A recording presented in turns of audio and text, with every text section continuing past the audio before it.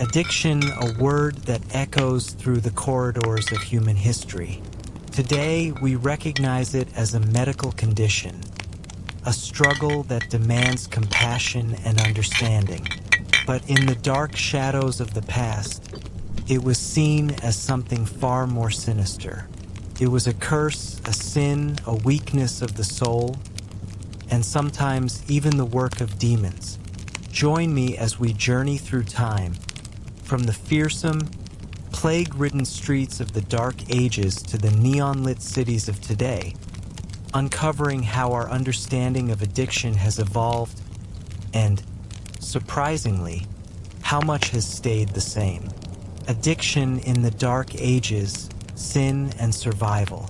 The Dark Ages, roughly the 5th to the 15th centuries, a time when life was brutal, short, and defined by hardship. It was an era when the line between medicine and mysticism blurred. Superstition reigned supreme, and the concept of addiction was seen through the harsh, judgmental lens of religious doctrine. Alcohol, one of humanity's oldest vices, was both a comfort and a curse. Monks brewed potent Alesh, and wine flowed freely in monasteries, but excess was seen as a spiritual failing. The ancient Greeks had called it mania, and the early Christian church labeled it demon possession or a loss of moral will. Those who fell into the grip of addiction were not given the compassion we strive for today.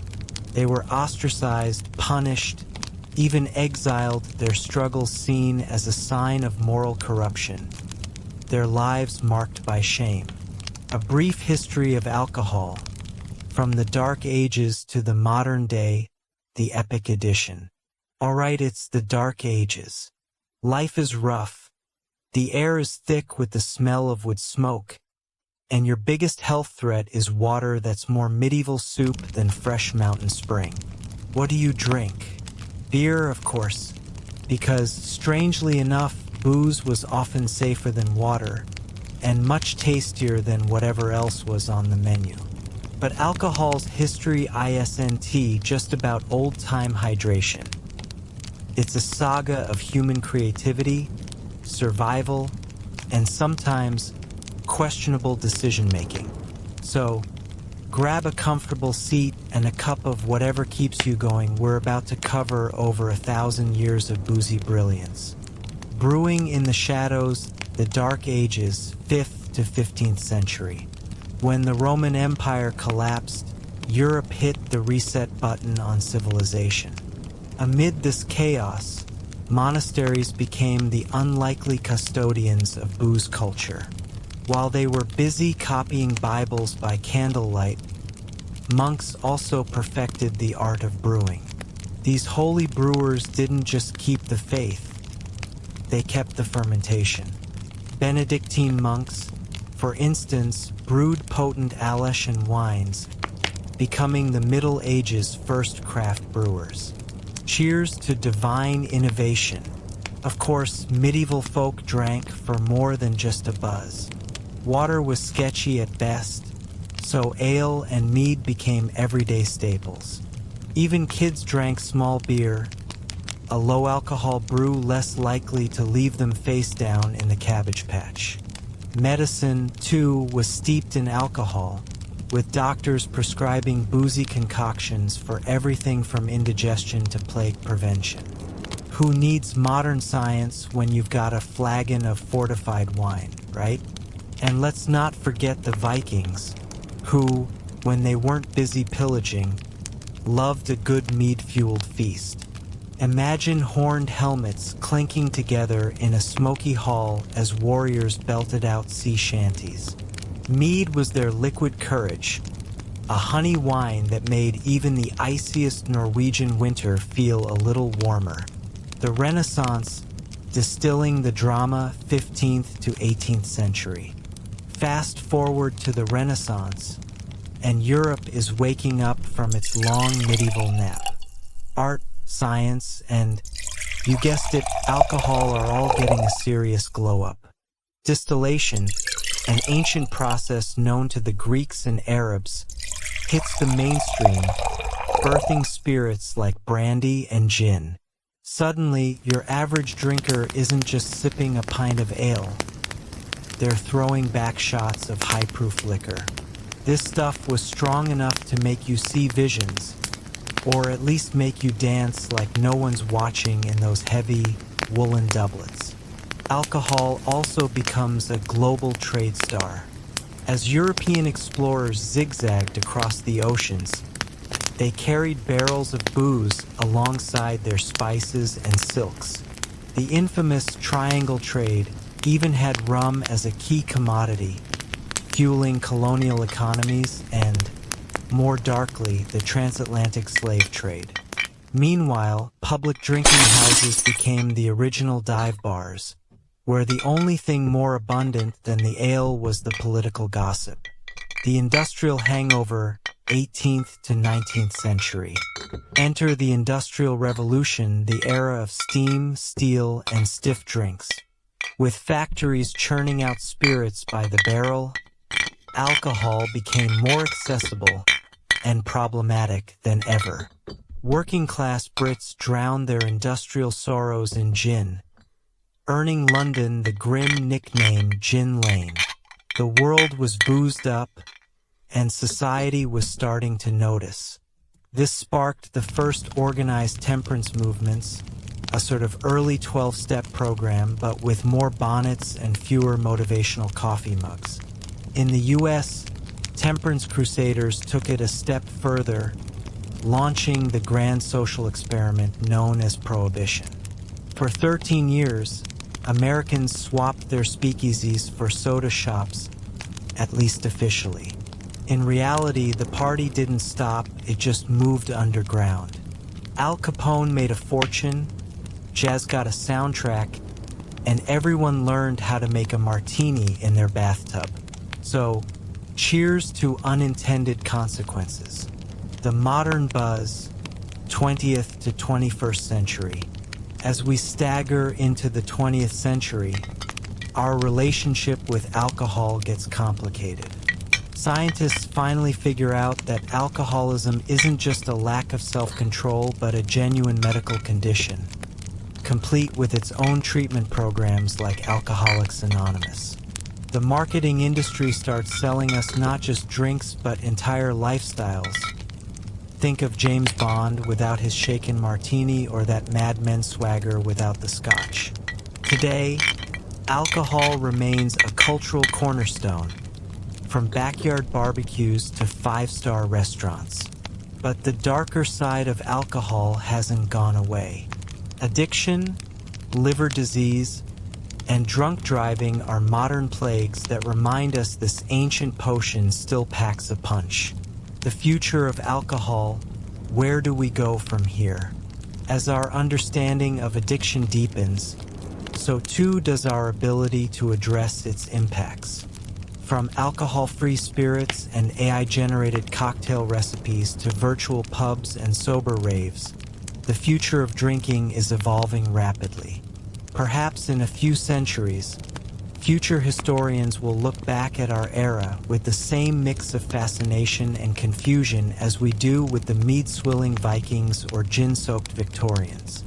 From monastic brews to high-tech distilleries, alcohol's story is a tale of human creativity, economic power, and the never-ending quest for a decent drink. It's a history as rich and complex as a 30-year-old Scotch, with all the twists, turns, and questionable decisions you'd expect. So here's to booze, the friend who's always invited to the party but sometimes overstays their welcome. Stay tuned for the after party, because this saga is far from over. Through the bottom of the glass, the epic saga of alcohol through human history. To understand humanity, you must understand alcohol. What if I told you that beer likely saved civilization? That the most constant companion throughout human history wasn't the horse, the sword, or even fire, but the drink in your cup? From the first accidentally fermented fruits consumed by our ancient ancestors to the meticulously crafted cocktails of today's mixologists, alcohol isn't just a footnote in human history. It's the ink the story is written with. For the next 2 hours, we're going on an intoxicating journey through time. We'll meet medieval monks whose brewing secrets saved countless lives, sail with rum-soaked pirates changing the face of global commerce, witness empires rise and fall with glasses raised, and explore how a simple chemical reaction shaped religion, medicine, war, and culture across every continent and era. This is Through the Bottom of the Glass, the epic saga of alcohol through human history. Fermentation before civilization. Before we plunge into the Dark Ages, we need to acknowledge an extraordinary truth. Humans weren't the first to discover alcohol. Nature beat us to it by millions of years. Deep in the jungles of Africa, elephants seek out overripe, fermented marula fruit that has naturally produced alcohol through wild yeasts. Primates, including our evolutionary cousins, have been observed appearing visibly intoxicated after consuming fermenting fruit. The drunken monkey hypothesis, proposed by Dr. Robert Dudley of the University of California, Berkeley, suggests our attraction to alcohol may be an evolutionary advantage, helping our ancestors locate calorie-rich, ripe fruit. Archaeological evidence suggests intentional fermentation began at least 13,000 years ago. In Natufian culture sites in what is now Israel, stone mortars show residue of wild wheat and barley that appears to have been processed into gruel and intentionally fermented. But the most compelling early evidence comes from Jiahu in China, where 9,000-year-old pottery vessels contain the remnants of a fermented beverage made from rice, honey, and fruit. What's fascinating is that fermentation predates agriculture. Some archaeologists now believe we didn't domesticate grain to make bread. We domesticated it to make beer. That's Dr. Patrick McGovern, biomolecular archaeologist at the University of Pennsylvania Museum. Known as the Indiana Jones of ancient Alesh, his groundbreaking work analyzing residue from ancient vessels has revolutionized our understanding of alcohol's role in early civilization. The earliest evidence suggests that every ancient civilization, independently and simultaneously, developed fermentation technology. This isn't coincidence. It's evidence of alcohol's fundamental importance to human society. In Mesopotamia, the world's first writing system includes numerous pictographs for beer recipes. In ancient Egypt, workers building the pyramids were paid partially in beer, liquid bread that provided both hydration and nutrition. From the steppes of Central Asia to the Andes Mountains, fermentation wasn't just discovered, it was perfected. But now, as the Roman Empire crumbles and Europe descends into what history would come to call the Dark Ages, alcohol is about to take on an even more crucial. Brewing in the shadows, The Dark Ages, 5th to 15th century. Imagine being alive in Europe around 500 CE. The great Roman Empire has collapsed. Aqueducts that once carried clean water are crumbling. Sanitation systems lie in ruin. Roads connecting cities are overrun with bandits. Knowledge itself seems to be evaporating like morning dew. In this new, uncertain world, monasteries became islands of literacy, learning, and liquor. While copying ancient manuscripts, Benedictine monks were also perfecting something else: the art of brewing beer and fermenting wine. In water there is life, but in beer there is strength and purity. That sentiment wasn't just spiritual, it was practical.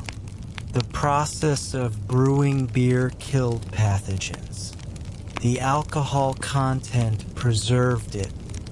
Without understanding germ theory, medieval brewers were nonetheless saving countless lives through their craft.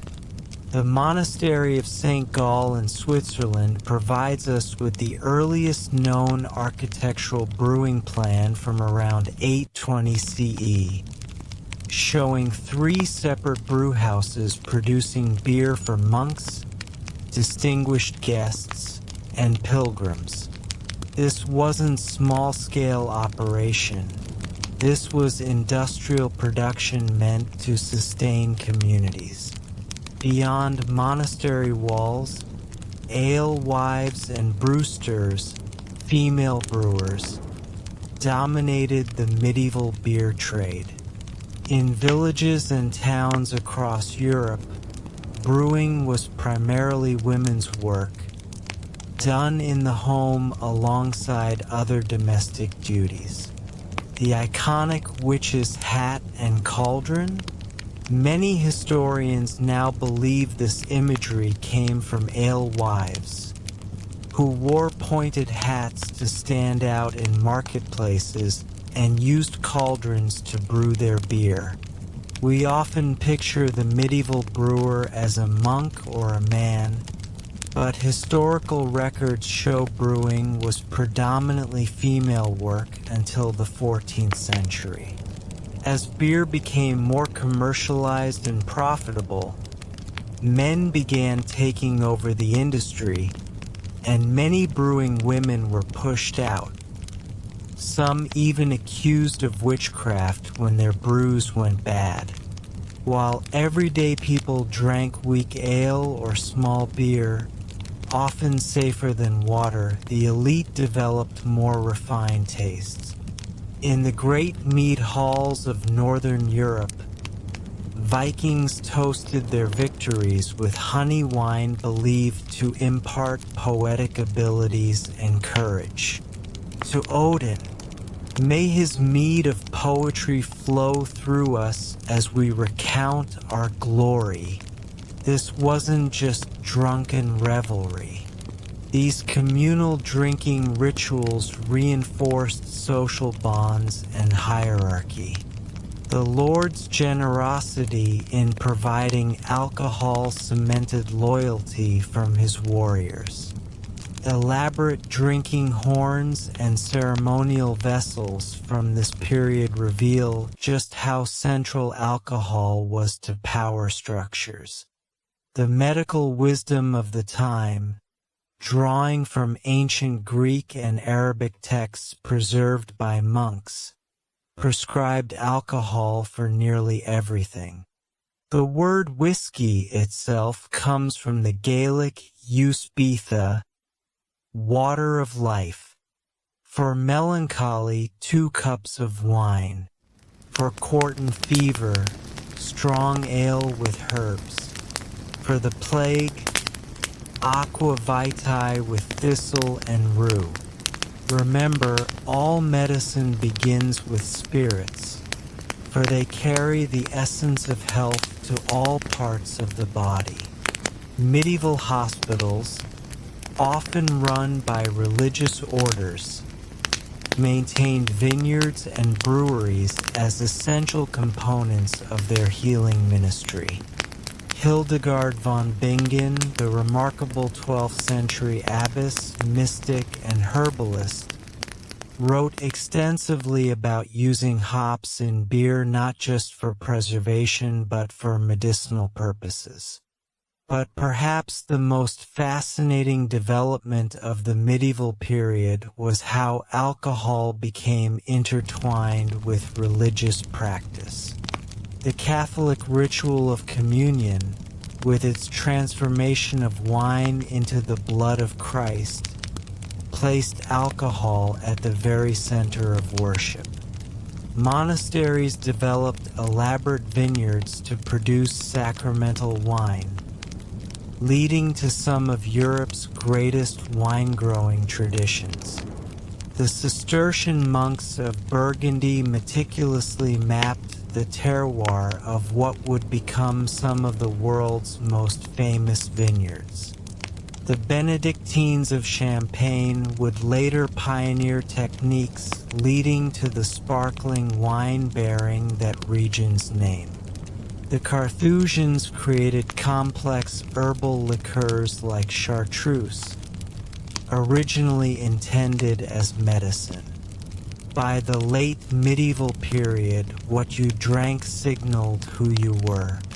Nobility favored imported wines and spiced hippocras. Merchants and skilled craftsmen drank strong ale and the new hopped beers arriving from the continent. Peasants made do with weak table beer and whatever fruit wines they could produce locally. Your cup didn't just quench thirst, it defined your place in the rigid social order. As we approach the end of the medieval period, new forces are stirring.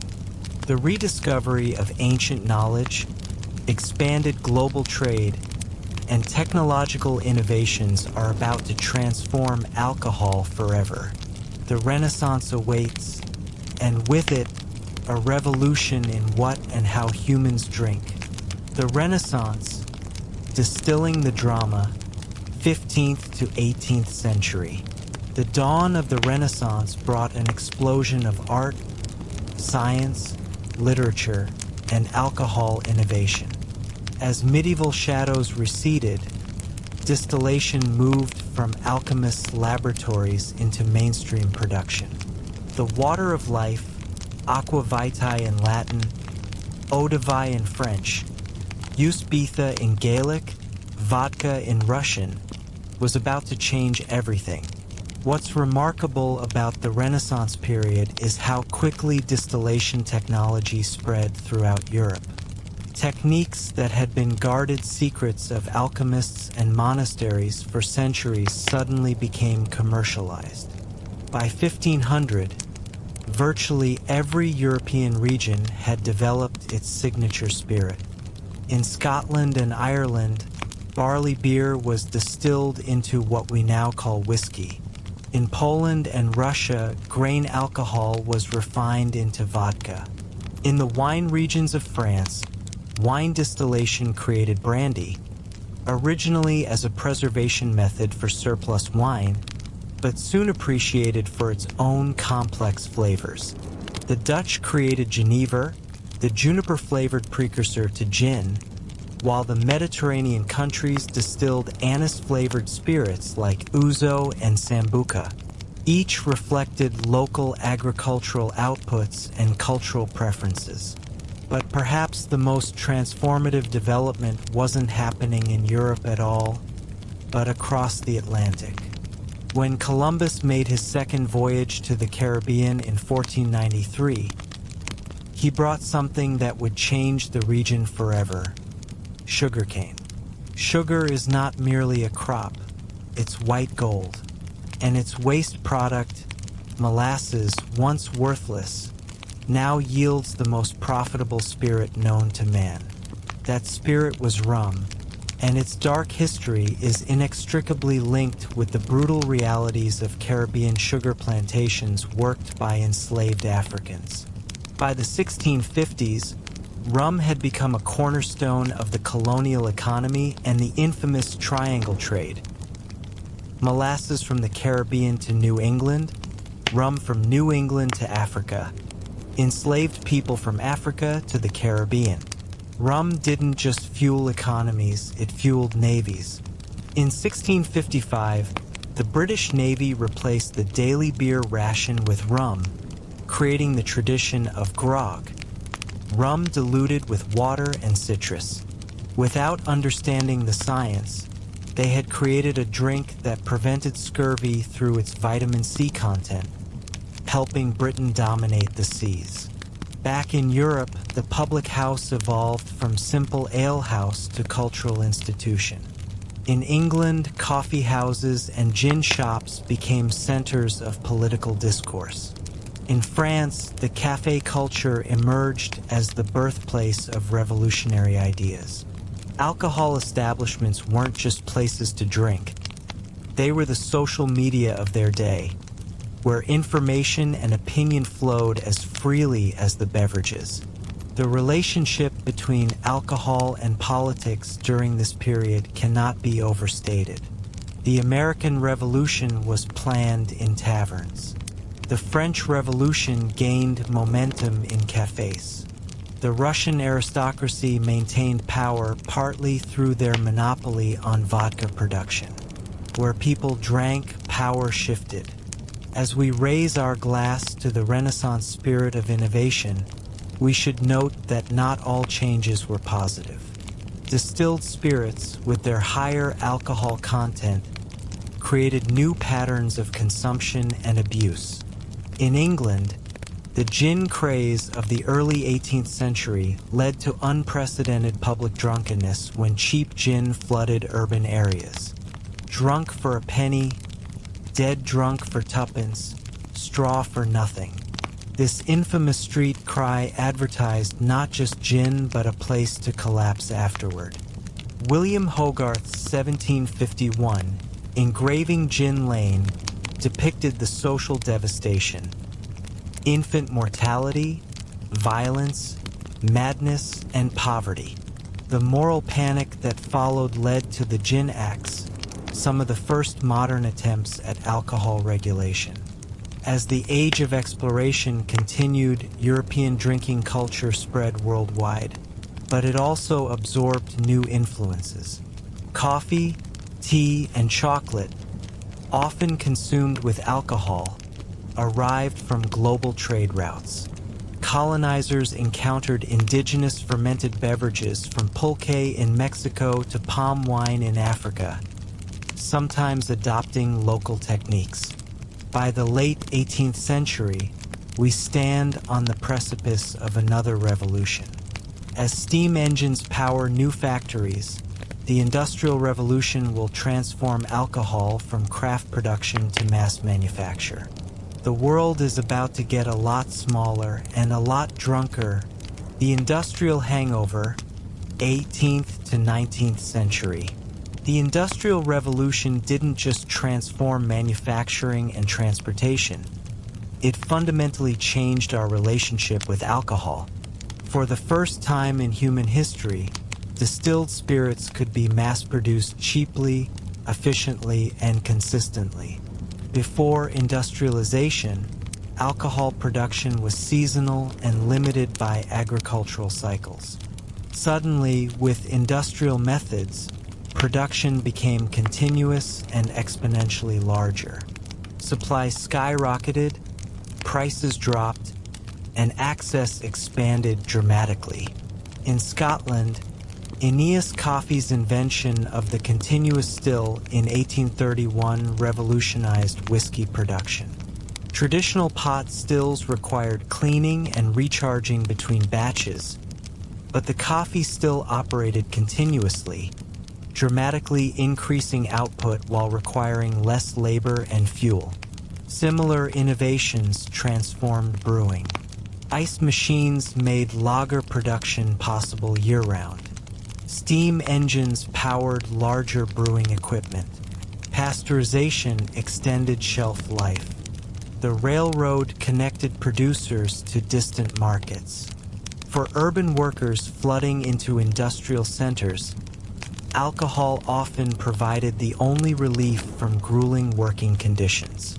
In Manchester, England, Friedrich Engels observed, "The working man comes home from his work tired, exhausted, finds his home comfortless, damp, dirty. He must have something to make work worth his trouble, to make the prospect of the next day endurable." That something was usually found at the corner pub or gin shop. Factory owners often paid workers in pubs or owned drinking establishments themselves, ensuring wages flowed back to employers while keeping workers dependent. The unprecedented levels of public drunkenness sparked the first mass temperance movements. Initially advocating moderation, groups like the American Temperance Society and the British Women's Temperance Association soon embraced total abstinence. Alcohol does not merely ruin the drinker, it ruins the family. While men drink, children starve. While men carouse, women suffer. Alcohol is not merely a vice, but a social disease demanding cure. Women led many temperance efforts, recognizing alcohol's connection to domestic violence and financial instability. The Women's Christian Temperance Union, founded in 1874, became one of the most powerful women's organizations in America, linking temperance to women's suffrage and social reform.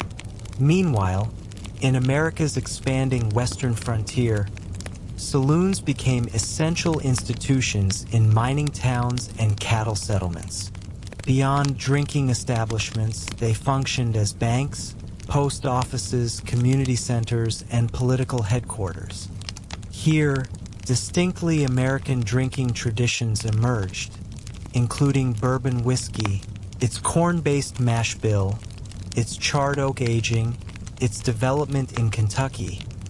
These weren't importing European methods, but creating something uniquely American, shaped by frontier conditions and available materials. The 19th century also witnessed the globalization of alcohol brands. Names still familiar today established international presence. Guinness, Heineken, Jack Daniels, Smirnoff, Johnny Walker. Improved bottle manufacturing and labeling created the modern concept of brand identity and consumer loyalty. By century's end, the stage was set for prohibition movements worldwide. Sweden introduced the Gothenburg system, giving municipalities monopoly control over alcohol sales. Russia briefly banned vodka sales during World War I. But the most ambitious experiment was yet to come: American prohibition, when the world's largest industrial democracy would attempt to legislate sobriety. Prohibition and its global impact. 1920 to 1933. January 17, 1920. The 18th Amendment to the United States Constitution takes effect, prohibiting the manufacture, sale, or transportation of intoxicating liquors. The noble experiment, as supporters called it, represented the pinnacle of progressive-era reform ambitions. The belief that eliminating alcohol would solve poverty, crime, and moral corruption. This isn't just about closing saloons. This is about saving America's soul. Every bottle smashed is a family rescued, a worker made productive, a future secured.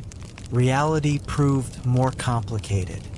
While consumption initially decreased, widespread noncompliance quickly emerged. Speakeasies, illegal drinking establishments, multiplied, often protected through police bribes.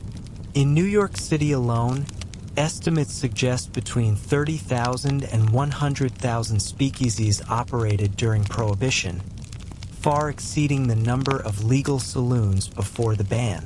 What's fascinating about Prohibition is how it transformed American drinking culture. Before Prohibition, men predominantly drank in male-only saloons.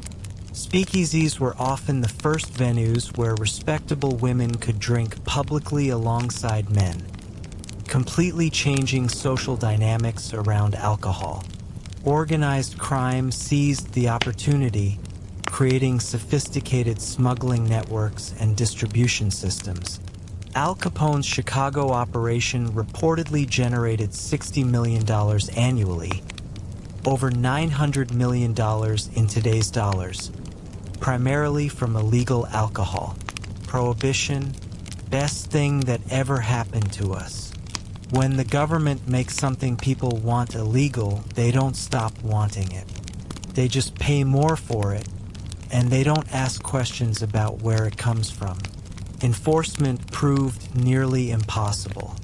The Prohibition Bureau employed just 1,500 agents nationwide at its peak, tasked with monitoring 18,700 miles of coastline and borders, countless rural areas perfect for moonshine production, and a population largely unsympathetic to the law. Ingenious evasion methods emerged. Doctors wrote prescriptions for medicinal whiskey, over 1 million gallons annually. Religious sacramental wine exemptions were exploited extensively.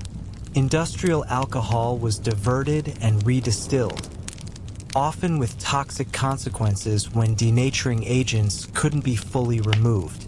Prohibition's ripples spread far beyond American borders. In Canada, distilleries expanded production for export, knowing full well their products would be smuggled south. The Caribbean rum industry boomed. European wine and spirit producers developed new markets to replace lost American sales.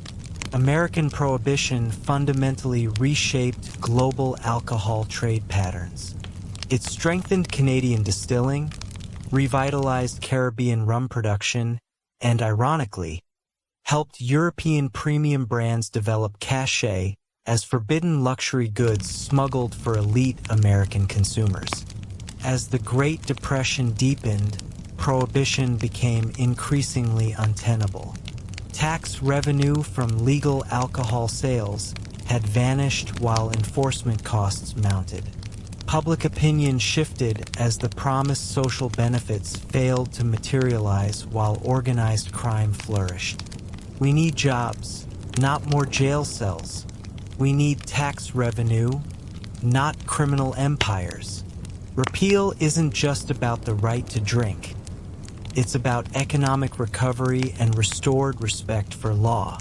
On December 5, 1933, Utah became the 36th state to ratify the 21st Amendment, repealing national prohibition. The experiment was over, but its legacy endured. The federal income tax, strengthened to replace lost alcohol tax revenue, remained. The organized crime networks shifted to other activities, and American drinking culture had been permanently altered. As we leave Prohibition behind, the world stands on the brink of global conflict. World War II will reshape nations and their drinking habits in ways no one could predict. Part 6: Wartime Spirits, Alcohol and Global Conflict. During World War II, alcohol wasn't just a commodity, it was a strategic resource. For soldiers, it provided liquid courage and momentary escape from combat horrors. For governments, it generated crucial tax revenue while boosting morale on the home front. Before a combat jump, they'd issue us a double ration of rum. Not enough to impair you, just enough to steady your nerves when the flak starts coming up. Some men saved theirs, said they'd either drink it celebrating after the mission or wouldn't need it at all. Many distilleries converted to producing industrial alcohol for munitions and medical supplies. Bourbon warehouses in Kentucky were designated national security assets, protected against potential sabotage. In Britain, beer was never rationed. Churchill considered it too important for civilian morale. The Red Army actually issued vodka rations to soldiers 100 grams daily, the famous Commissar's 100 grams. Soviet commanders understood its value for troops fighting in brutal winter conditions. The psychological boost was as important as any warming effect. As American GIs spread across the globe, they brought their drinking preferences with them, leading to the international popularity of bourbon, Coca-Cola mixers, and cocktail culture. Meanwhile, occupied territories experienced severe alcohol shortages as production facilities were damaged or repurposed, and grain was diverted to food production. After the war, pent-up consumer demand and returning prosperity fueled a global alcohol boom. The cocktail culture of the 1950s reflected the optimism of the era: colorful, innovative drinks served in sleek modernist glassware. The martini, perfected during this period, became an icon of sophisticated consumption. But as we enter the turbulent 1960s and 70s, new challenges to alcohol's cultural dominance would emerge, along with new scientific understanding of its health impacts. The modern buzz, 20th to 21st century. The late 20th century brought dramatic shifts in our understanding of and relationship with alcohol. The counterculture movement of the 1960s embraced marijuana and psychedelics while often rejecting their parents' cocktail culture. Meanwhile, medical researchers were finally documenting alcohol's long-term health effects with scientific rigor. The recognition of alcoholism as a disease rather than a moral failing represents one of the most significant paradigm shifts in public health history. When the American Medical Association officially classified alcoholism as a disease in 1956, it fundamentally changed how society approached both treatment and prevention. Founded in 1935 by Bill Wilson and Dr. Bob Smith, Alcoholics Anonymous pioneered the 12-step approach to recovery that would eventually spread worldwide. By emphasizing peer support and spiritual principles, AA offered hope to millions previously considered beyond help. My name is John, and I'm an alcoholic. I haven't had a drink in 3 years, 2 months, and 14 days. Before finding this program, I couldn't go 3 hours without one. As understanding of addiction grew, so did marketing sophistication. The alcohol industry invested billions in advertising that associated their products with success, sexuality, and social belonging. Iconic campaigns like "Weekends Are Made for Michelob" and "Absolute Perfection" created aspirational brand identities that transcended the product itself. The genius of late 20th century alcohol marketing was shifting from selling a product to selling an identity. You weren't just ordering a specific vodka, you were making a statement about who you were and what you valued. The 1980s brought increased awareness of alcohol's societal costs. Groups like Mothers Against Drunk Driving successfully advocated for stricter DUI laws. The drinking age was raised to 21 nationwide in the United States. The Surgeon General advised pregnant women to abstain completely. The term designated driver entered the lexicon. Internationally, alcohol consumption patterns revealed fascinating cultural contrasts. The Mediterranean drinking pattern of moderate wine consumption with meals showed lower rates of alcohol abuse than the Nordic pattern of less frequent but more intensive consumption. In Japan, alcohol tolerance was so connected to business culture that alcohol flush reaction, common among East Asians, could impact career advancement. The late 20th and early 21st centuries also witnessed the craft revolution. Starting with wine in the 1970s, then beer in the 1980s, and spirits in the 2000s, consumers increasingly rejected mass-produced products in favor of artisanal, local alternatives with distinctive character. The craft movement wasn't just about flavor, it was about story and connection. People wanted to know who made their drink, how it was made, and why it was special. After generations of industrial consolidation, we were rediscovering alcohol's human dimension. This renewed interest in authenticity coincided with unprecedented access to information. Suddenly, consumers could research traditional production methods, connect directly with producers, and share discoveries instantly. Apps for rating and reviewing drinks created democratized expertise outside traditional gatekeepers.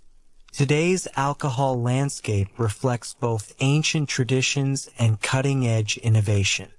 Archaeologists and historians collaborate with brewers to recreate ancient recipes from Mesopotamian cuneiform tablets. Distillers use techniques like ultrasonic aging and molecular analysis to create previously impossible flavor profiles.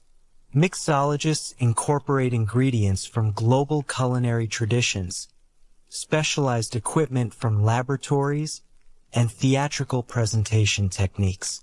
We're living in the most creative period in cocktail history. We can flash-infuse spirits in minutes instead of weeks, create perfectly clear ice with directional freezing techniques, and use rotary evaporators to distill incredibly delicate flavors. The boundaries between bartender, chef, and scientist have completely dissolved. The future of alcohol? Where do we go from here? As we look toward the future, alcohol stands at a fascinating crossroads. Health consciousness has driven rising interest in low and no alcohol alternatives, with sales growing dramatically year over year. Younger generations appear to be drinking less than their parents and grandparents, a trend observed across North America, Europe, and Australia.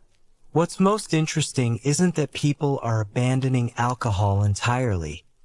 It's that they're demanding more thoughtful consumption experiences. They're drinking less but better, choosing quality over quantity, and expecting transparency about ingredients and production methods. Technology continues transforming production.